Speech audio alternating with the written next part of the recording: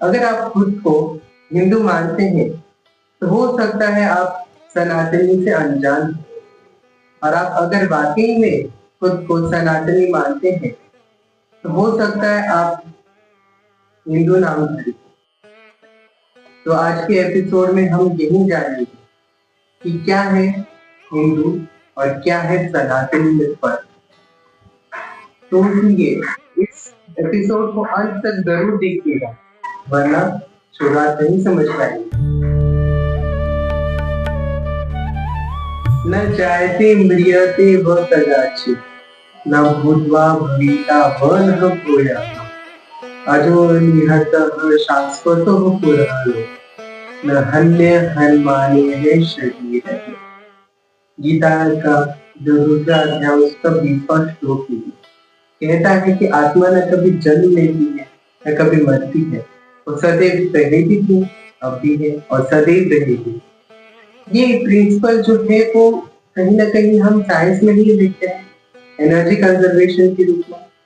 यानी जो एनर्जी है वो पहले भी थी, energy can nether be created not be destroyed. Sir Newton का पहला लॉ जो ये कहता है कि अगर एक ऑब्जेक्ट को जब तक एनर्जी द्वारा, एक्सटर्नल फोर्स द्वारा हम अगर कोई कुछ उसको ड्राइविंग फोर्स ना दे तो वो हिलती नहीं है।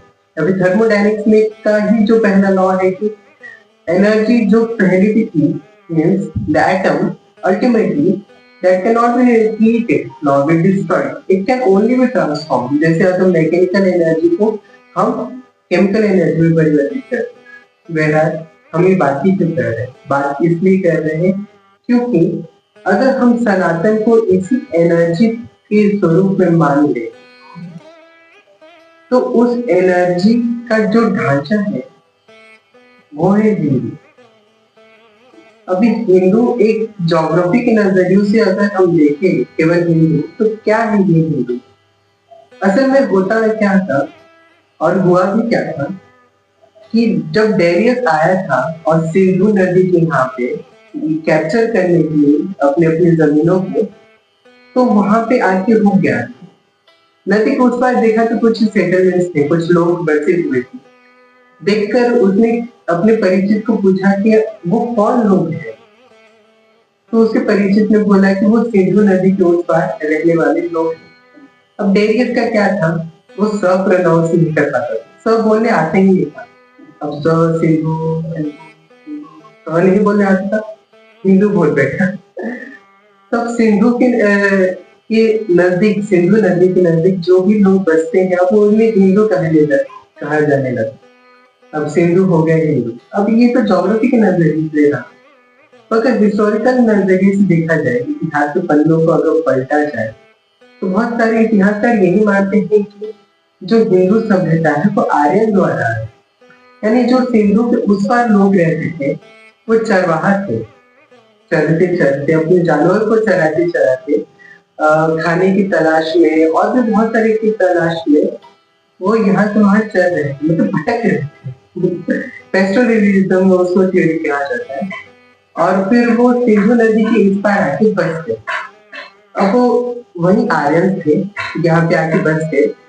और वही आर्यन जो थे वो वैदिक कल्चर्स में उन्होंने एक सभ्यता बना। अब वही सभ्यता को आर्यन सभ्यता भी कहा जाता है, वैदिक सभ्यता भी कहा जाता है। और वहीं से हिंदू जो कल्चर है वो आगे आया। अब उस वक्त क्या होता था कि यज्ञ करने लगे वो लोग। अब यज्ञ क्यों करने लगे उसका भी एक अपना पहलू है कि उस वक्त जो साम्राज्य था, उनका जो अपना गुट था, टाइप्स के अलग अलग गुट होते थे। तो उसमें जो प्रमुख होता था वो प्रीस्ट होता था।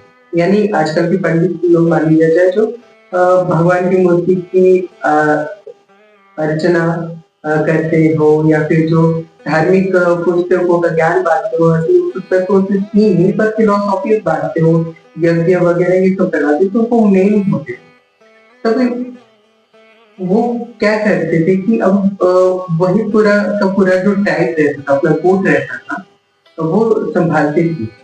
उनके जो भी प्रिंसिपल्स रहते थे वो सारी चीजें वो बताते थे। तो अब वो यज्ञ में क्या है कि वो नेचर को पूछते थे। अब नेचर को पूछने के लिए नाम तो देना होगा, किसी न किसी को। तो अभी जो बारिश अगर उन्हें करवाना था, क्योंकि एग्रीकल्चर में अब वो शिफ्ट हो गए, तो बारिश करवाने के लिए उन्होंने इंद्र को पूजने लगे, यानी जो बारिश करवाता हूँ। वैसे ही वरुण को पूजने लगे जो पानी के देवता है, वैसे सूर्य को पूजने लगे क्योंकि ये मानते थे और ये सत्य भी है, यानी हम समझ सकते हैं कि उस वक्त भी ये सेंस आ गया था जो आज हम सिद्ध कर रहे हैं कि सूर्य के कारण ही इस पृथ्वी पे जीवन चक्र है। तो ऐसे ही वो जो है सूर्य को पूजने लगे, इंद्र को पूजने लगे, और ऐसे ही हिंदू कल्चर बनने लगा जहाँ पे ये सारे देवी देवता आने लगे। बहरहाल बाद में जाके विष्णु आए और बाद में जाके शिव और रुद्र ये वगैरह वगैरह, तो देव पहले आ गए। तो ये था हिंदू का एक ढांचा, यानी ये सभ्यता बन गई थी असल में कि वो अपने समाज में, अपने गुट में ये एक रूल्स जो होता है वो रूल्स की तरह बांधे। अभी जैसे उदाहरण के तौर पे ले लिया जाए शतरंज का खेल, अगर वहां पे अगर हम हाथी को सीधा ना चलाकर टेढ़ा चल रहा है तो वो नियमों के खिलाफ होगा। जैसे घोड़े को अगर 2.5 कदम की चाल ना दी जाए और टेढ़ा चाल दिया जाए जो उल्टा होता है, तो वो तो नियमों के खिलाफ हो गया।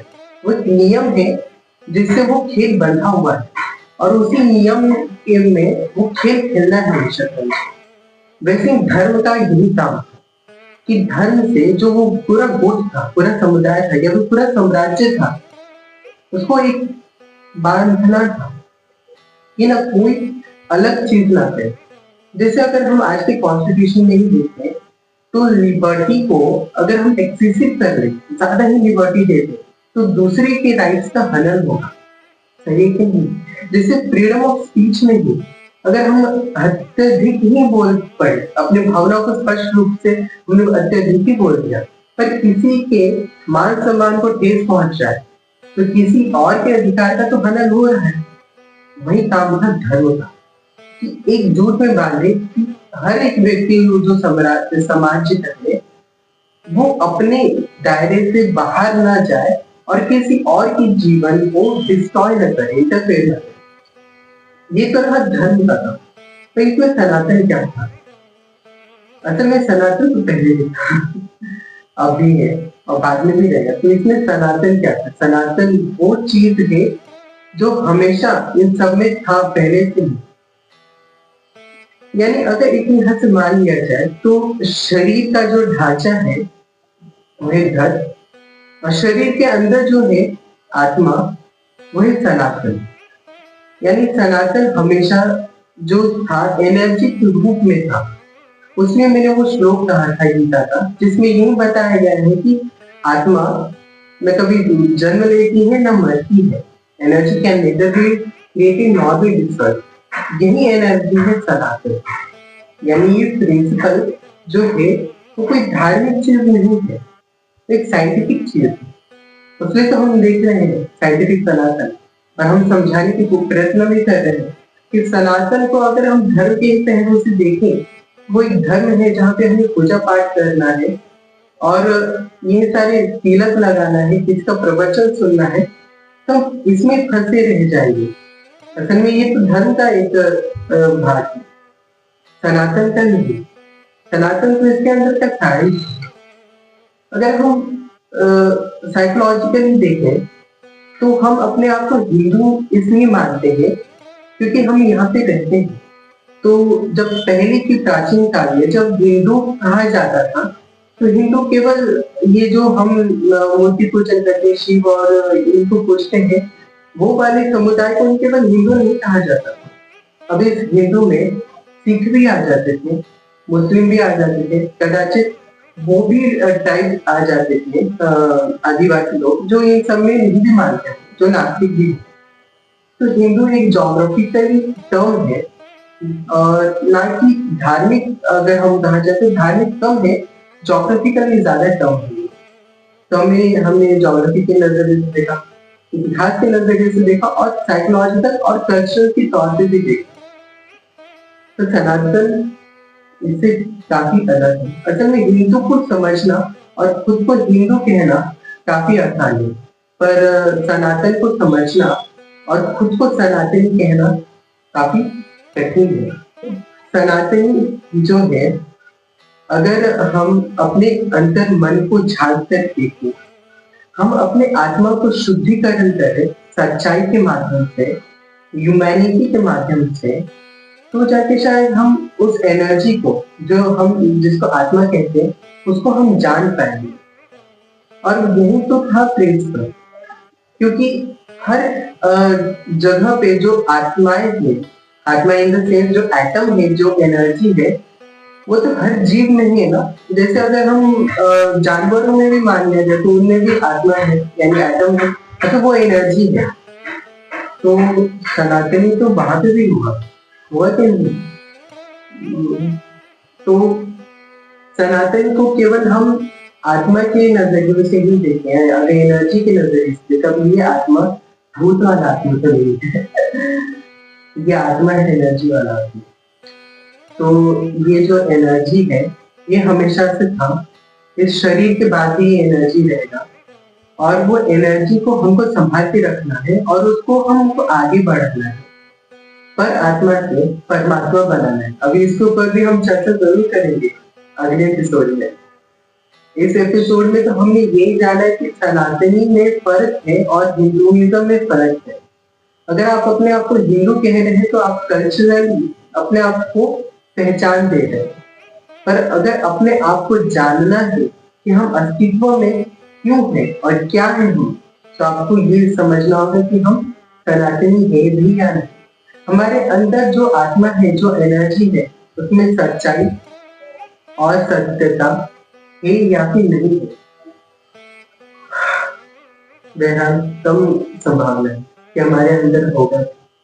पॉलिटिक्स में तो नहीं है, अगर समाज में देखा जाए तो और भी नहीं है, और खुद के अंदर झाके देखा जाए तो रत्ती भर नहीं है। हमें इसी चीज को समझना होगा और इसी चीज को बढ़ाना होगा। असल में आदि शंकराचार्य ने 10वीं शताब्दी में ये सारी चीज को समझ लिया था कि सनातन पहले से था, उन्होंने तो रिवाइव किया था, पर शायद वो सक्सेसफुल नहीं हो पाया, क्योंकि सनातन जो पहले था अद्वैतवाद, तब से बहुत चीज बदल चुका है और बदलने के साथ साथ बिगड़ भी गया है। अब कैसे बिगड़ गया है कि हम अगले एपिसोड में देखेंगे, जहाँ पे हम देखेंगे कि सनातन सच में बदल गया है, उसका स्वरूप बदल गया या फिर बिगड़ गया है। उसलिए ये समझना अत्यधिक आवश्यक है कि साइंस के अंदर सनातन क्या है और सनातन के अंदर साइंस क्या है। हम इस एपिसोड में और आगे के भी एपिसोड में यही सारी चीजें जानेंगे। अभी के लिए इस एपिसोड में यही हम विराम देते हैं। अगले एपिसोड को भी जरूर देखिएगा और अंत तक देखिएगा, क्योंकि ये सतत है और ये सत्य है कि जब तक अंत नहीं देखेंगे शुरुआत नहीं समझ में आए। मैं हूँ राहुल, साइंटिफिक सनातन में आप सभी का धन्यवाद। इस चैनल को सब्सक्राइब करें, इस वीडियो को आप शेयर करिए, अगर अच्छा लगे तो कमेंट करिए, और जरूर ये सोचिएगा कि हम हिंदू हैं या सनातनी।